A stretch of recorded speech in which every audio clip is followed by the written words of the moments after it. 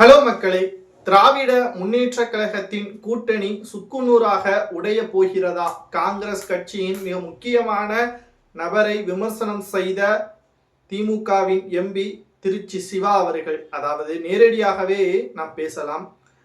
காங்கிரஸ் கட்சியின் முன்னாள் முதல்வர், அதாவது கர்ம வீரர் காமராஜர் ஐயா அவர்கள் பற்றியான சில தவறான செய்திகளை திருச்சி சிவா அவர்கள் வெளியிட்டிருந்தார். கலைஞர் தன்னுடைய 23வது வயதில், அதாவது திருச்சி சிவா அவர்களுக்கு 23 வயதாக இருக்கும் பொழுது தனிப்பட்ட முறையில் காமராஜர் ஐயா அவர்கள் ஏசி இல்லாமல் தங்க மாட்டார். அவர் எங்கு சென்றாலும் ஏசி போட்ட ரூமில் தான் இருப்பார், ஏசி வைத்த காரில் தான் பயணம் செய்வார் என்பதற்கேற்ப திருச்சி சிவா அவர்கள் சமீபத்தில் நடந்த ஒரு நிகழ்ச்சியில் பேசியிருப்பார்.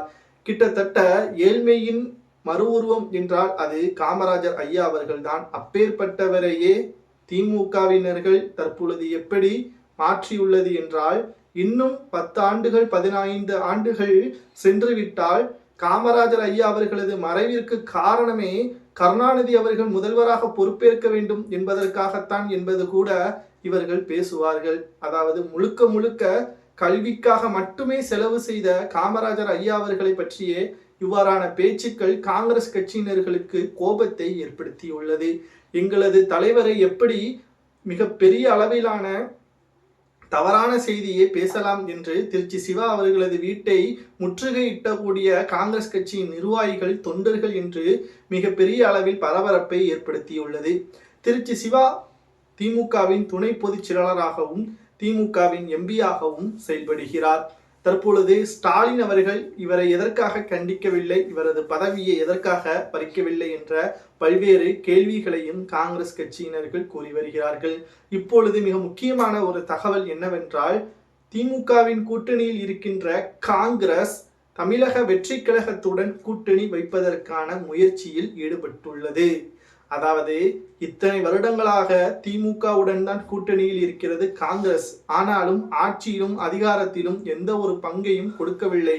காமராஜரை வீழ்த்தி தான் திமுக வந்தது, அதில் எந்த ஒரு சந்தேகமும் கிடையாது. ஆனால் காங்கிரசுக்கு என்று ஒரு தனி மரியாதை தமிழகத்தில் இருந்து கொண்டுதான் இருக்கிறது என்று காங்கிரஸ் கட்சியின் நிர்வாகிகளும் தலைவர்களும் கூறி வருகிறார்கள். தற்பொழுது ஆட்சியிலும் அதிகாரத்திலும் நாங்கள் பங்கு கொடுக்கிறோம் என்று புதிதாக முளைத்த கட்சி கூறியிருப்பதன் காரணமாக ராகுல் காந்தியிடம் தனிப்பட்ட முறையில் காங்கிரஸ் கட்சியின் நிர்வாகிகள் பேச்சுவார்த்தையும் நடத்தியுள்ளனர். இதனால் விஜய் அவர்களுக்கு மிகப்பெரிய ஒரு அதிர்ஷ்டமாகவும் திமுகவின் தலைவருக்கு மிகப்பெரிய ஒரு தலைவலியாகவும் மாறிவிட்டது. ஏற்கனவே ஸ்டாலின் அவர்கள் கூறியிருப்பார், திமுகவின் மூத்த நிர்வாகிகளும் மூத்த அமைச்சர்களும் எனக்கு தலைவலியாகத்தான் இருக்கிறார்கள், அவர்கள் வாயை கட்டுப்படுத்தி இருந்தால் மட்டும் போதும் என்பதற்கேற்ப பல மேடைகளில் ஸ்டாலின் அவர்கள் கூறியிருப்பார். ராசா அவர்கள், குறிப்பாக அமைச்சராக இருக்கக்கூடிய KN நேரு, பொன்முடி இவர்கள் பல்வேறு சிக்கல்களில் பேசி தற்பொழுதுதான் அமைதியாக இருக்கிறார்கள். ஆனால் தற்பொழுது புதிதாக திருச்சி சிவா அவர்கள் பேசியிருப்பது கூட்டணிக்குள்ளேயே பிரச்சனையை ஏற்படும் விதமாக மாறிவிட்டது. உங்களது கருத்துக்களை கூறுங்கள். காமராஜர் ஐயா அவர்களை பற்றி பேசிய திருச்சி சிவா அவர்களுக்கு கட்சியிலிருந்து பதவியை பறிக்கலாமா, அல்லது திமுக கூட்டணியிலிருந்து விலகி தமிழக வெற்றி கழகத்துடன் கூட்டணி வைக்கலாமா என்பதை மறக்காம கமெண்ட் வாயிலாக கூறுங்கள்.